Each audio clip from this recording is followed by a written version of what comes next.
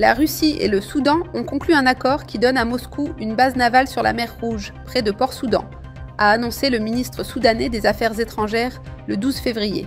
La Russie gagne en influence en Afrique. Même si elle pourrait avoir du mal à la conserver après la révolution syrienne, cette évolution est de mauvais augure pour l'Occident, alors que les puissances occidentales perdent de l'influence en Afrique. Elle pourrait également permettre à l'Iran, proche partenaire de la Russie et principal ennemi de l'Occident, d'asseoir sa propre influence le long de la mer Rouge. La Bible révèle que l'Europe et l'Iran gagneront de l'influence sur plusieurs nations africaines cruciales. Bien que la Russie ne soit pas explicitement mentionnée, ses actions dans la région jettent les bases de cette future conquête. L'implantation militaire de la Russie pourrait inciter l'Europe à s'intéresser davantage à la région. Cela pourrait également inciter l'Iran à s'implanter dans des pays tels que le Soudan, renforçant ainsi son emprise sur la mer Rouge. Pour en savoir plus, veuillez lire L'Empire africain de Poutine.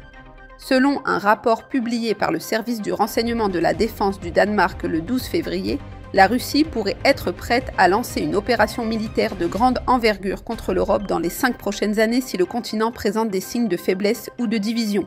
Le rapport suggère que la probabilité qu'un tel événement se produise est accrue si les États-Unis ne fournissent pas un soutien adéquat aux pays membres de l'OTAN en Europe.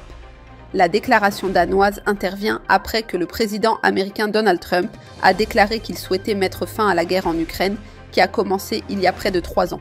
Trump a également laissé entendre que les États-Unis pourraient se retirer de l'OTAN si les Européens ne consacraient pas suffisamment d'argent à la défense.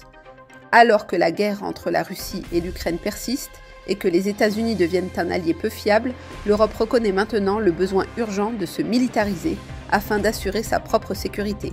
Observez les développements futurs. Cette peur de la Russie transformera le continent en une superpuissance unifiée et militariste, comme l'a prophétisé votre Bible. Pour en savoir plus, veuillez lire La guerre en Russie ne déclenchera pas la Troisième Guerre mondiale.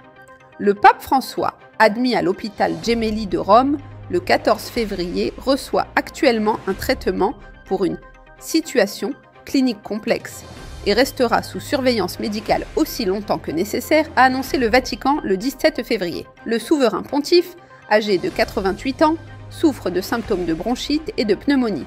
François a également fait 2 chutes le 7 décembre et le 16 janvier qui ont suscité des inquiétudes quant à son état de santé.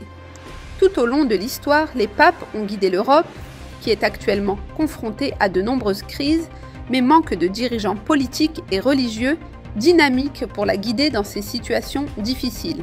La trompette prévoit que l'Europe s'unira puissamment sous la direction de l'Église catholique dans un avenir proche, probablement sous la direction d'un nouveau pape. Pour en savoir plus, veuillez lire Le Pape.